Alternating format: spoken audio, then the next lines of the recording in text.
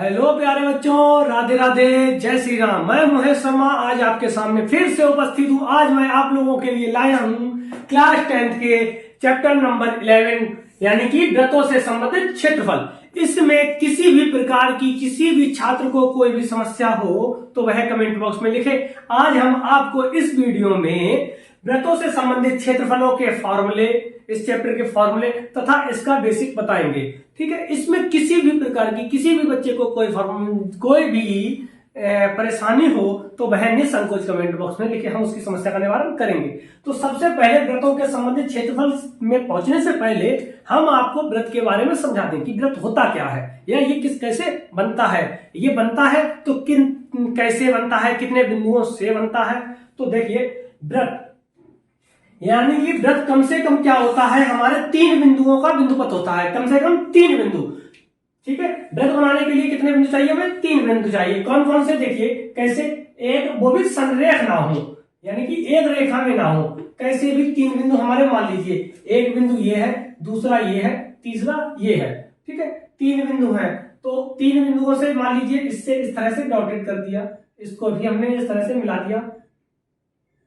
ठीक है, इसको भी क्या किया? मिला दिया। ठीक है, कोई समस्या इसमें? देखिए कौन कौन सा था हमारा, पहला पॉइंट ये है, दूसरा ये है, तीसरा ये है। ठीक, अब क्या करेंगे हम, इस वाली लाइन का यानी कि तीनों का करेंगे आधा, इसका आधा कीजिए। ठीक है, आधा कैसे करते हैं? आधे से ज्यादा प्रकार में दूरी लेकर, ठीक है, इस तरह से इधर भी आधा, आधे से ज्यादा प्रकार में दूरी लेकर इस तरह से चाप लगाया। ठीक है, प्रकार में क्या लेंगे? इससे ज्यादा दूरी, आधे से ज्यादा दूरी। ठीक है, तो ये 2 बराबर भागों में, यानी कि ये बराबर होगा। इसी तरह से इसका करेंगे, इस वाली लाइन का, इसका भी आप अर्धक करेंगे। ठीक है, तो इसको मिला देंगे। ठीक है, जहां पर ये काटेगी, इसी तरह से ये लाइन हो गई है। अब ये वाली लाइन को करेंगे, इसका भी अर्धक करेंगे। ठीक है, तो ये जहां पर काटेगी ये क्या होगा? इसका केंद्र होगा, किसका? सर्किल का। और इन तीनों बिंदुओं को किसी एक को भी बिल्कुल बराबर दूरी पे होंगे, किसी को भी एक को लेके हम इनको जोड़ देंगे तो हमारा क्या होगा? एक व्रत तैयार हो जाएगा। ठीक है, तो हमें व्रत बनाने के लिए कितने बिंदुओं की जरूरत पड़ी है? 3 बिंदुओं, कम से कम 3, अधिक से अधिक कितने भी हो सकते हैं, जैसे कि देखिए इस तरह से अधिक से अधिक, अधिक से अधिक कितने भी, ये देखिए बिंदुओं से। ठीक है, छोटा बनाया है तो कम बिंदुओं की जरूरत पड़ी है, इस तरह से हम बिंदु बना सकते हैं। बिंदुओं को जोड़ जोड़ के क्या करेंगे, हमने एक व्रत बना दिया है, अधिक से अधिक। लेकिन कम से कम कितने चाहिए हमें? 3 चाहिए। ठीक है, तो इसमें किसी प्रकार की कोई समस्या? देखिए, ठीक है, तो कम से कम व्रत बनाने के लिए कितने की? 3 बिंदुओं की जरूरत हमें पड़ी है। तो देखिए अब हमारा व्रत, सबसे पहले हम बनाते हैं क्या, हमारा एक व्रत है, व्रत है। इसमें अभी जैसे कि सेंटर आया था, केंद्र आया था, ये क्या है? हमारा केंद्र है। ठीक है, ये क्या है? केंद्र। इसे इंग्लिश में क्या कहते हैं? सेंटर। ठीक, केंद्र, केंद्र का मतलब क्या होता है? बिल्कुल बीचों बीच का भाग, यानी कि बिल्कुल जहां पर सेंटर हो। जैसे कि अगर मान लीजिए इसका केंद्र है, ठीक है, तो इसको अगर हमें रोकना हो तो देखिए इस तरह से हम इसको रोक सकते हैं, यानी कि ये क्या है? इसका केंद्र है। ठीक है, मिडिल पॉइंट है, इसको हमने देखिए रोक दिया है।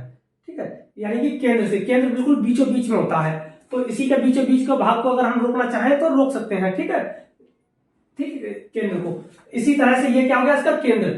अब केंद्र से ये क्या होती है, जो चारों तरफ की कवरिंग होती है, इसे कहते हैं परिधि। क्या कहते हैं इसे? परिधि। इंग्लिश में कहते हैं पेरीमीटर। ठीक है, क्या होती है ये? परिधि। परिधि, अगर इसकी परिधि, ठीक है, ये क्या है, यानी कि जो केंद्र से अगर हम परिधि तक को मिला दें, केंद्र से, ये केंद्र है हमारा, ठीक है, केंद्र से अगर हम परिधि तक को मिला दें तो ये क्या होती है? हमारी त्रिज्या। इसे क्या कहते हैं? त्रिज्या। इंग्लिश में कहते हैं रेडियस। ठीक है, लिख भी दे रहे हैं, ये क्या होता है? सेंटर।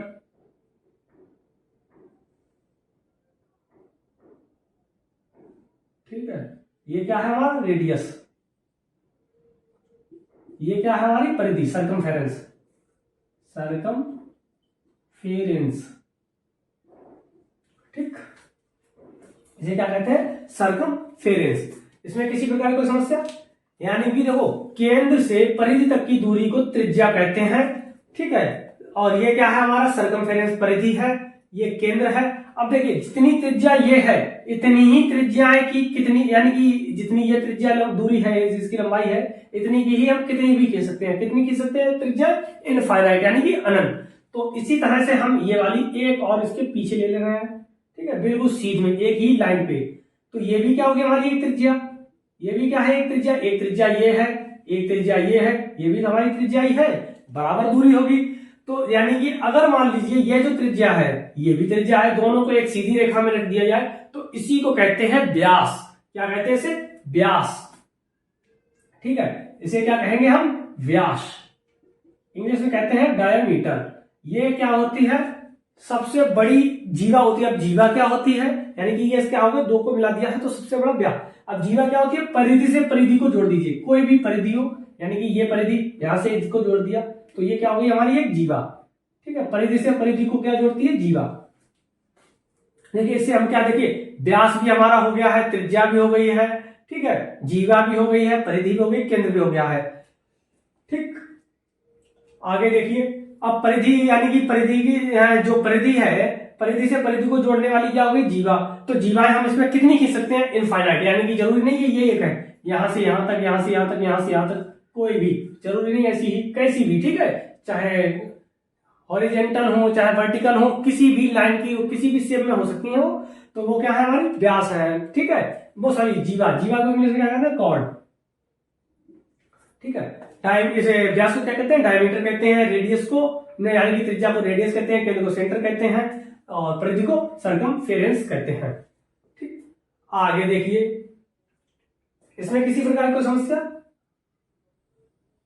ठीक नहीं है? तो देखिए इसी तरह से जो व्यास है, अगर मान लीजिए इसकी त्रिज्या को हम स्मॉल, रेडियस है, रेडियस को क्या कर सकते हैं हम? स्मॉल आर से। ठीक है, स्मॉल आर से या कैपिटल आर से, जिससे भी चाहे नोट कर सकते हैं। ये भी क्या होगी हमारी आर होगी। तो व्यास क्या हो गया? एक आर ये, एक आर ये, यानी कि दो बार आर। तो व्यास का क्या फॉर्मूला निकल के आया? व्यास क्या हो गया हमारा? व्यास यानी कि डायमीटर, इसे डायमीटर तो डी से प्रदर्शित कर देते हैं। ठीक है, स्मॉल डी से चाहे कैपिटल डी से, किसी से ले लीजिए। ठीक है, स्मॉल डी से ले लीजिए तो क्या हो जाएगा? 2r। ठीक है, यहां पर भी हम क्या ले लें? स्मॉल आर। ठीक है, स्मॉल आर ही ज्यादातर यूज किया जाता है तो स्मॉल आर ही हम ले रहे हैं। ठीक है, क्या हो गया हमारा? 2r, यानी कि एक बार आर ये, एक बार आर ये, दोनों को जोड़कर क्या हो गया? 2r, r plus are 2r। ठीक, आगे देखिए, ये क्या है हमारा? व्यास आ गया है। तो त्रिज्या जब हमने क्या मानी थी? त्रिज्या क्या मानी हो हमने? r। त्रिज्या यहां पर क्या हो हमारी? r। ठीक है, अब जो हम ये नहीं बता रहे हैं ये सेंटीमीटर में है, मीटर में है या mm में है, वो किसी में हो सकती है, उसका मात्रक कुछ भी हो सकता है। ठीक है, यहां पर क्या लेंगे हम? सिर्फ इकाई या मात्रक ले लेंगे। आगे देखिए, इसी तरह से ये क्या है? इसकी एक त्रिज्या है, दूसरी ये त्रिज्या है। ठीक है, अब ये क्या है? ये भी एक त्रिज्या है हमारी, ये भी क्या है? एक त्रिज्या है, दोनों त्रिज्या है। ठीक है, अब देखिए सबसे पहले क्या बताते हैं हम आपको कि ये व्यास हो गया है, व्यास हो चुका है। अब इसकी अगर मान लीजिए ये क्या है इसका? ये जिस पर हमने देखिए, ठीक है, अलग कलर से करते हैं जिससे कि दिखाई दे। ये वाला, ये कौन सा कलर है? ये देखिए नीला कलर किया हमने। ये कौन सा आपका होगा? इसे क्या कहते हैं? क्या कहते हैं इसे? चाप। ठीक है, ये क्या होता है? चाप, यानी कि कितने से कितना चाप लिया गया है। अभी हमने जैसे अर्धक किया था, अर्धक करने के लिए यानी कि जब हमने 3 बिंदुओं से वृत्त बनाया था तो हमने क्या किया था? भुजाओं का अर्धक किया था, यानी कि अभी हमने कहा था आधे से ज्यादा दूरी लेकर चाप लगाएंगे। तो चाप क्या होता है? यानी कि वृत्त का छोटा सा भाग। ठीक है, वृत्त का छोटा सा भाग क्या कहलाता है? चाप कहलाता है। ठीक है, तो देखिए चाप की लंबाई, अगर हम चाप की लंबाई निकालें, इस चाप की लंबाई निकालना चाहें, ठीक है, इस चाप की लंबाई, ठीक है, वो भी हम निकाल सकते हैं। कैसे निकालेंगे? उसके लिए फॉर्मूला यूज होता है, वो हम अभी बताएंगे। ठीक है, अगर इसकी परिधि, अब इसकी अगर परिधि कैसे निकाल सकते हैं? परिधि का फॉर्मूला क्या होता है? 2πr। ठीक, चाप की लंबाई को अभी हमने थोड़ी देर रोका है, अभी हम बता देंगे। उसके बाद देखिए, अभी यहां पर आ गए, इसमें किसी प्रकार की समस्या नहीं होगी। ठीक है, देखिए ये क्या है? त्रिज्या, ये भी त्रिज्या। इसके मान लीजिए कि ये बीच का कोण कितना है? थीटा। कितना है थीटा।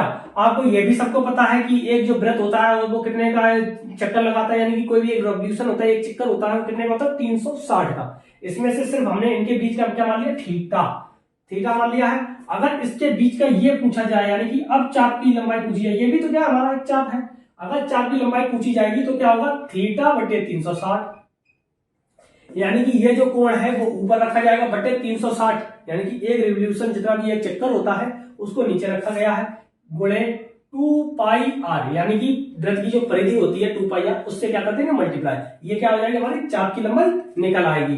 ठीक है, आगे देखिए इस तरह से हम निकाल सकते हैं वृत्त की यानी कि चाप की लंबाई, वृत्त की चाप की लंबाई। आगे क्या है, आपको सबको पता है वृत्त का क्षेत्रफल क्या होता है, वृत्त का क्षेत्रफल का फॉर्मूला क्या होता है पाई आर स्क्वायर, यानी कि पाई की वैल्यू क्या होती है 3.14 या 22/7। पाई की वैल्यू क्या दो ज्यादातर यूज करते हैं हम, ठीक है, कितने 3.14 या 22/7 दोनों का यूज करते हैं। ठीक है, तो इस वृत्त का क्षेत्रफल क्या होता है पाई आर स्क्वायर। अब ये क्या है त्रिज्या, यानी कि ये त्रिज्या ये त्रिज्या, अब त्रिज्याओं द्वारा ये हमने चाप इसकी तो लंबाई निकाल चुके हैं, अब ये क्या है हमारा त्रिज्याओं द्वारा जो बना भाग होगा उसे कहते हैं त्रिज्य खंड, यानी कि त्रिज्याओं द्वारा काटा गया खंड त्रिज्य खंड। ये क्या है वृत्त का त्रिज्य खंड। देखो ये भी एक त्रिज्याओं द्वारा काटा गया है और ये भी क्या है त्रिज्याओं द्वारा, यानी कि इसको निकाल के ये भी हमारा त्रिज्याओं से यानी कि बना हुआ भाग है, ये भी त्रिज्याओं से। ये क्या है हमारा लेकिन छोटा है, ये बड़ा है, यानी कि ये लघु है ये दीर्घ है, तो इसे क्या कहेंगे लघु त्रिज्य खंड, यानी कि वृत्त का लघु त्रिज्य खंड। ठीक है, लघु त्रिज्य खंड, त्रिज्य खंड यानी कि लघु छोटा, ठीक है लघु त्रिज्य खंड। तो क्या हो जाएगा इसका फॉर्मूला होता है थीटा बटे 360, यानी कि जो थीटा कोण बना था, जो हमारा एंगल बना था वो, ठीक है थीटा बटे 360, तो थीटा बटे 360 पाई आर स्क्वायर, यानी कि वृत्त के जो क्षेत्रफल है उसका क्या कर देंगे इसका मल्टीप्लाई कर देंगे। ठीक है, इस पे कोई समस्या। अब इसी तरह से हम इसका दीर्घवृत्त खंड भी निकाल सकते हैं। दीर्घवृत्त खंड कैसे निकाल सकते हैं, टोटल होता क्या हमारा पूरा क्या होता है वृत्त का क्षेत्रफल pi r square, pi r square में से हम क्या कर देंगे ये त्रिज्यखंड निकाल देंगे, तो हमारा क्या बचेगा बाहर वाला यानी कि टोटल था, टोटल में से इसको निकाल लो, हमारे पास तो ये बचेगी सिर्फ, तो उसका क्या हो जाएगा पाई आर स्क्वायर, यानी कि वृत्त के क्षेत्रफल में से थीटा बटे 360 पाई आर स्क्वायर घटा देंगे। या क्या कर सकते हैं इसका एक फॉर्मूला डायरेक्ट लिखा भी है, देखिए लिखते हैं वृत्त का दीर्घ त्रिज्यखंड, दीर्घ त्रिज्यखंड का क्या हो जाएगा 360 माइनस थीटा बटे 360 पाई आर स्क्वायर। ठीक है, ये भी कर सकते हैं, या क्या कर सकते हैं हम वृत्त के क्षेत्रफल, वृत्त का क्षेत्रफल माइनस वृत्त के क्षेत्रफल में से क्या करेंगे माइनस लघु त्रिज्यखंड। ठीक है, लघु त्रिज्यखंड। ठीक है, अब ये त्रिज्यखंड क्या है क्षेत्रफल है, यानी कि तो इसका मात्रक भी निकाल लेंगे, तो अगर सेंटीमीटर मात्रक क्या होगा इसका मात्रक स्क्वायर या वर्ग मात्रक, अगर सेंटीमीटर है तो सेंटीमीटर स्क्वायर, मीटर है तो मीटर स्क्वायर, एमएम है तो एमएम स्क्वायर। ठीक है, इस तरह से हो जाएगा, कोई दिक्कत। देखिए कितने सवाल होगा, कितने हो गया एक, ठीक है दूसरा, तीसरा, चार, ठीक है पांचवा और छठवा, 6 हो गए हैं। ये क्या हो गया देखिए, इस जिनकी जिनकी जरूरत पड़ रही है इस चैप्टर में उनको उनको हम करा रहे हैं। आपका लघु त्रिज्यखंड हो गया है, दीर्घ त्रिज्यखंड हो गया है, वृत्त का क्षेत्रफल पता ही है, परिधि पता ही है, चाप की लंबाई एक ये हो गया है, व्यास सबको पता है। ठीक है, अब आ जाइए, अब आपके यहां पर सबसे जो अहम चीज है वो क्या है आपका वृत्तखंड। वृत्तखंड क्या होता है, यानी कि वृत्त का खंड, यानी कि वृत्त को काट सकते हैं हम। वृत्त को देखो जैसे कि ये वृत्त है, ठीक है, ये क्या देखिए छोटा सा बनाते हैं, ये वृत्त है, वृत्त को हम ये सेंटर है इसका, तो कहीं से भी काट दे, ये काट दिया तो क्या हो गया ये हमारा देखो 2 भागों में वृत्त खंड, यानी कि वृत्त को काट के जो खंड किया गया है वृत्त का खंड। एक हमारे पास ये भाग है और एक ऊपर वाला भाग है, ये आपका छोटा भाग है, ये बड़ा भाग है, तो ये छोटा भाग इसे कहते हैं लघु वृत्त खंड, जो बड़ा भाग होता है उसे क्या कहते हैं दीर्घ वृत्त खंड। ठीक है, तो इस तरह से हम इनकी त्रिज्या को जोड़ दें, ये जोड़ दें, ठीक है, इनको देखिए इसको जोड़ दे तो आपके पास ये वाला जो शेप बनेगी, ये क्या है हमारा, ये क्या है, त्रिज्यखंड। ठीक है, जैसे कि ये रहा त्रिज्यखंड, इसको अगर हम इसी में जैसे वहां पर है वैसा ही अगर हम इसको जोड़ दें इसको, तो इनके जो बीच का ये क्षेत्रफल है ये वाला है, इसी को क्या कहेंगे हम, वृत्तखंड। वो भी कौन सा, लघु वृत्तखंड। तो लिखेंगे अगला, इसका फॉर्मूला क्या होता है, देखिए 7वां क्या होगा, वृत्त का लघु वृत्तखंड। लघु वृत्तखंड का फॉर्मूला क्या होता है, देखिए θ/360 pi r square, θ/360 pi r square minus का 1/2 r square sine theta. Sine theta क्या होते हैं, कॉस थीटा क्या होते हैं, ये हम आपको नेक्स्ट चैप्टर में पढ़ाएंगे। उससे पहले ये देख लीजिए, ठीक है, नेक्स्ट वीडियो में इसके बारे में हम डिस्कस करेंगे। तो देखिए क्या होगा, θ/360 पाई आर स्क्वायर माइनस का 1/2 आर स्क्वायर साइन थीटा। ठीक है, तो देखिए इसमें किसी प्रकार की कोई समस्या, नेक्स्ट वीडियो में हम आपसे साइन थीटा कॉस थीटा सबके मान को डिस्कस करेंगे। तब तक के लिए अभी इसको देख लीजिए। ठीक है, अगला क्या होगा, ये क्या आ गया हमारा लघु वृत्तखंड। अगर हम इसी का दीर्घ वृत्तखंड निकाले, यानी कि ये तो हमने लघु वृत्तखंड निकाला, अब ये जो ऊपर का बचा हुआ है ऊपर वाला, इसको निकालेंगे, यानी कि इसको छोड़कर इतने को छोड़ दीजिए, ठीक है, नीचे वाले को, इसके ऊपर वाले निकालेंगे। तो उसके लिए क्या करेंगे, पूरे वृत्त में से इसको घटा देंगे। पूरा वृत्त क्या होता है, पाई आर स्क्वायर। ठीक है, वृत्त का क्षेत्रफल क्या होता है, पाई आर स्क्वायर में से हम लघु वृत्तखंड को घटा सकते हैं। तो हमारा क्या बचेगा, दीर्घ वृत्तखंड। तो लिखेंगे वृत्त का दीर्घ वृत्तखंड। कैसे निकालेंगे, वृत्त के क्षेत्रफल, वृत्त का क्षेत्रफल माइनस लघु वृत्तखंड का क्षेत्रफल। ठीक, लघु वृत्तखंड का क्षेत्रफल। इस तरह से क्या है, हम ये हमारे हैं फॉर्मूले।